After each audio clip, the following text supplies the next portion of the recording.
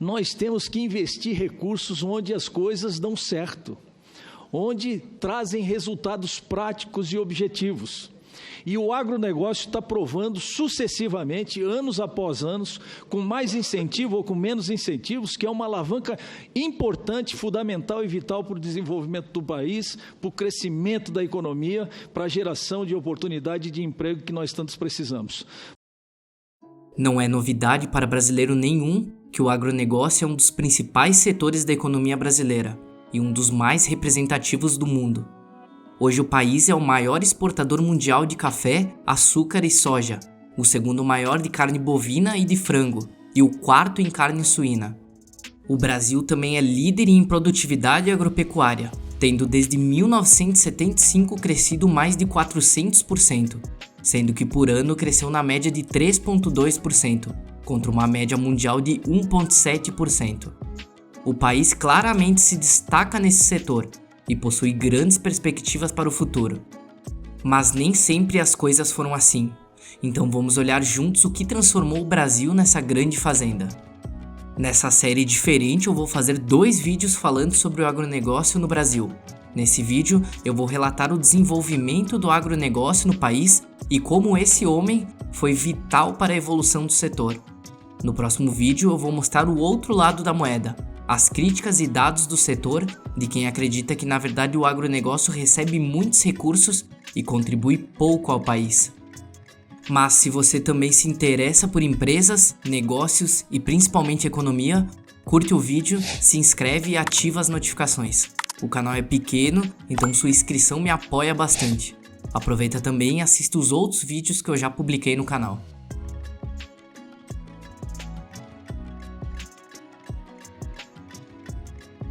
Desde que o Brasil foi descoberto, ele sempre foi um país reconhecido por sua biodiversidade, sua extensa fauna, seus recursos hídricos e seu solo fértil, ao qual, combinando todos esses fatores, tornava o país um lugar propício a plantar todo o tipo de espécie.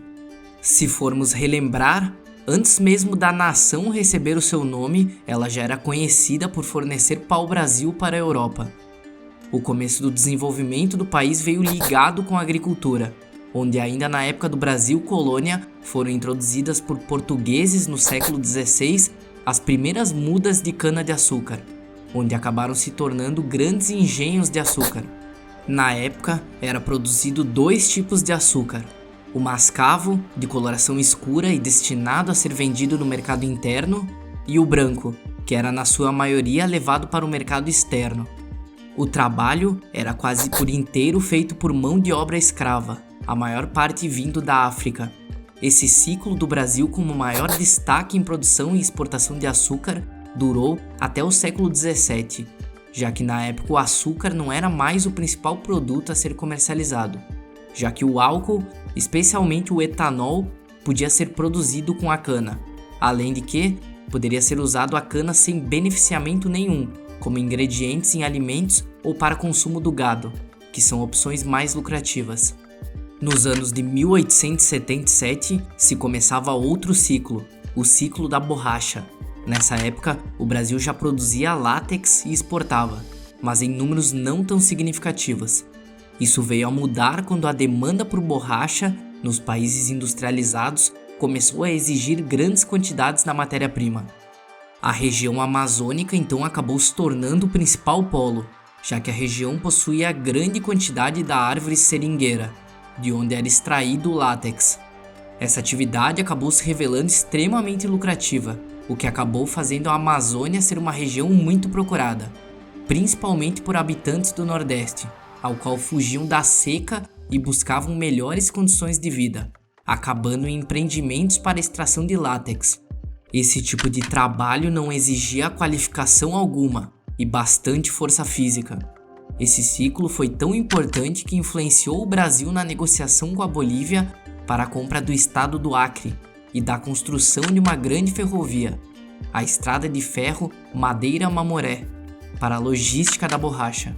Uma curiosidade da época é que um inglês chamado Henry Wickham, em viagem ao Brasil, mais especificamente na região do Pará, acabou contrabandeando 70 mil sementes da seringueira, que era a melhor planta para a produção de borracha. e conseguiu levar elas para a Inglaterra, enganando a alfândega brasileira. As sementes foram levadas para o Royal Botanic Gardens, uma instituição com mais de 2 séculos de estudo em botânica. Posteriormente foram plantadas na Malásia e 40 anos depois do contrabando, a Inglaterra se tornou líder no mercado da borracha, levando a Amazônia para a decadência. Após esse ciclo da borracha, no início do século XX, foi a vez do café. Apesar de já existir produção no Brasil desde 1727, foi quando o cultivo se expandiu para o interior do Paraná e de São Paulo que o país se tornou dependente economicamente do café, já que saía de uma época ao qual houve fortes investimentos na busca por minerais como ouro e diamantes. O café foi o pilar da recuperação do país, e o Brasil tinha uma grande vantagem na produção, já que como conseguia produzir a maior parte da oferta mundial de café, também conseguia controlar os preços e conseguia decidir como ia atuar internacionalmente. Com o tempo, a alta produção do café acabou superando demais a sua demanda e houve um grande declínio do produto, apesar de outros fatores que também colaboraram para isso, como a crise de 1929 dos Estados Unidos. No começo dos anos 60, metade da população do país vivia em meios rurais, e menos de 2% das propriedades rurais contavam com maquinários agrícolas. O povo era pouco instruído e havia uma alta escassez de tecnologia. Quase não havia pesquisa no país e muito pouco estudo era aplicado nas lavouras, buscando criar mais eficiência na produção. Assim, resultava em baixos rendimentos por hectare nas terras tupiniquins. As práticas inadequadas e a ineficiência do campo geravam problemas no país todo, sendo que o país se desenvolvia industrialmente. A urbanização crescia junto com o aumento da população, mas a produção interna era tão baixa que havia escassez de alimentos e o país precisava importar os alimentos. Foi nesse ponto em que muitas coisas vieram a mudar e começaria um intenso processo de modernização na agricultura brasileira.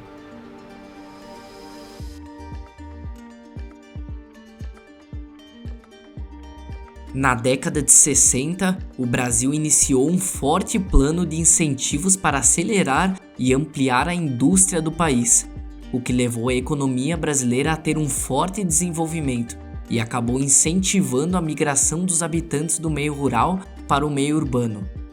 Nos anos 50, o país ainda era uma sociedade rural, com mais de 60% da população, e perto do final dos anos 70 já cairia para perto de 40%, sendo o período com maior êxodo rural da história do país. Em conjunto disso, a demanda de alimentos cresceu na faixa de 6% ao ano, chegando a um momento em que o Brasil não conseguia mais atender a sua própria população. Afinal, ao passo que a demanda por alimento aumentava, a mão de obra no campo reduzia. Nesse momento, o abastecimento de alimentos do país era um desafio nacional. Até então, a solução que o setor agropecuário encontrava para esse problema era de que se necessitava mais alimento, era simplesmente necessário aumentar a área plantada. Mas essa estratégia já não se mostrava mais eficiente. Assim, haveria uma grande mudança no comportamento dos produtores, que ao invés de plantar mais, começariam a buscar produzir com maior produtividade. Mas ainda havia muitas lacunas faltando para esse novo objetivo dar certo. É nesse momento em que Alisson Paulinelli entraria nessa história e mudaria o rumo do Brasil para sempre. Paulinelli era um político brasileiro formado em engenharia agronômica, tendo começado como aluno e chegado a ser o diretor da sua faculdade e presidente da Associação Brasileira de Educação Agrícola Superior. Após sua carreira acadêmica, foi convidado a ser secretário de Agricultura do Estado de Minas Gerais, ao qual em sua primeira gestão criou e coordenou um novo modelo de matriz produtiva, baseado em um modelo sustentável, unindo as novas tecnologias do campo acadêmico com incentivo de crédito aos mineiros. Essa política criada por Paulinelli foi tão bem sucedida que transformou Minas Gerais no maior produtor de café do país. ao qual foi utilizado diversas novas técnicas de plantio. Seu jeito visionário chamou a atenção do ex-presidente Ernesto Geisel, ao qual o convidou para ser ministro da Agricultura. No começo de sua gestão, em 1974, com seu acerto em Minas, já sabia exatamente que o Brasil precisava de uma coisa para alavancar o agronegócio: investimentos em pesquisa e tecnologia. Em 1973, foi fundada pelo governo a Embrapa, uma empresa focada em pesquisa agropecuária e vinculada ao Ministério da Agricultura. Foi por esse meio que o político achou a oportunidade de trazer o que o país precisava, fazendo parte do principal grupo que estruturou a Embrapa, apoiando no seu primeiro ano o lançamento dos primeiros centros nacionais de pesquisa, na região do Rio Grande do Sul, em Goiás, Mato Grosso do Sul e no Amazonas. Ao mesmo tempo, criou um programa de incentivo de bolsas para pesquisadores da área estudarem em grandes instituições ao redor do mundo, buscando que eles se especializassem na ciência agrária e, como retribuição, retornassem e aplicassem as técnicas em favor do Brasil, tendo enviado assim mais de 2.000 pesquisadores. Seu investimento na Embrapa durante sua gestão fez ela sair de um projeto do governo para uma importante instituição com mais de 46 unidades espalhadas pelo país. Mas o seu grande acerto seria com a utilização das pesquisas e investimentos para a reabilitação dos solos inférteis do Cerrado brasileiro, bioma ao qual os agricultores não investiam. Assim, criaria grandes programas de desenvolvimento do Cerrado, como o Polo Centro e o Prodecer. Essa sua ação acabaria permitindo que a região passasse a produzir soja, milho, algodão, carne e leite. Ao fim da gestão de Paulinelli, em 79, o incentivo à pesquisa continuou e começou a mostrar seus resultados, sendo que as áreas plantadas vinham se mantendo estáveis, mas o índice de produção brasileiro começava a dar saltos. Nos anos de 1990, a região centro-oeste do Cerrado, com o forte investimento de Paulinelli, saiu de uma região do qual os produtores se afastavam para uma das maiores regiões produtoras do mundo.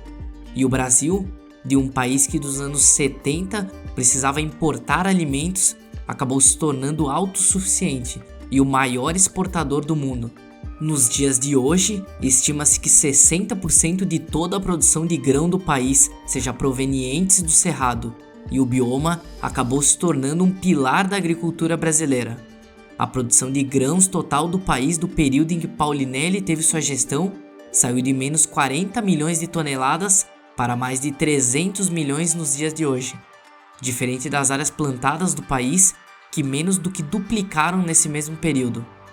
O incentivo à pesquisa da gestão do político acabou virando um espelho para a agricultura do mundo inteiro, e desde sua passagem como ministro, diversos outros países passaram a focar intensamente em aumentarem a sua produtividade também.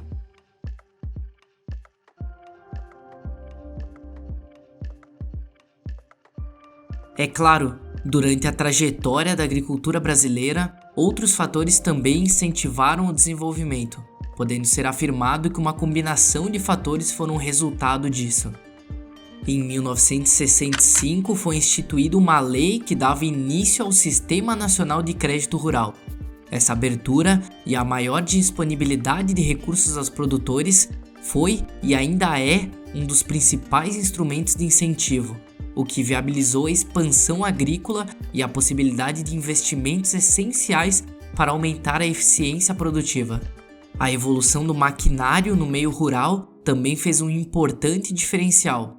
Como já citado, poucas fazendas possuíam, e com o maior acesso ao crédito, o foco na automação e essa melhoria dos equipamentos agrícolas para o desempenho da mão de obra, a produtividade acabou aumentando. Vale citar que dos anos 60 até os dias de hoje, o índice de trator por hectare saiu de 0,06 para mais de 17. Os insumos agropecuários, como fertilizantes e calcário, também foram outros responsáveis pelo maior índice de produtividade. Outro ponto-chave foi o sistema de cultivo sob irrigação, a qual acabou permitindo a produção de até 3 safras por ano, sendo o Brasil o único país que consegue fazer isso com alguns alimentos, tendo uma produtividade única e imbatível. Mas é claro, é inegável a principal contribuição para todo esse incentivo ao agronegócio, feito pelo Alisson Paulinelli e sua atitude visionária.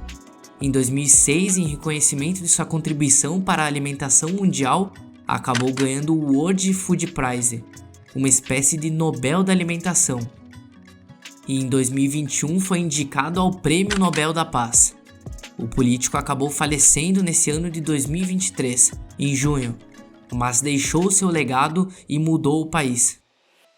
O Cerrado brasileiro antes era terra apenas de fazer distância.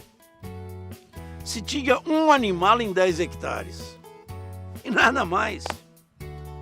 De uma hora para outra, através do conhecimento, da pesquisa, da evolução, aprendemos a corrigir, a modificar a estrutura química e física desse solo e a manejar aquele bioma. E ele se transforma, em pouco tempo, no mais produtivo e competitivo que a Terra já viu.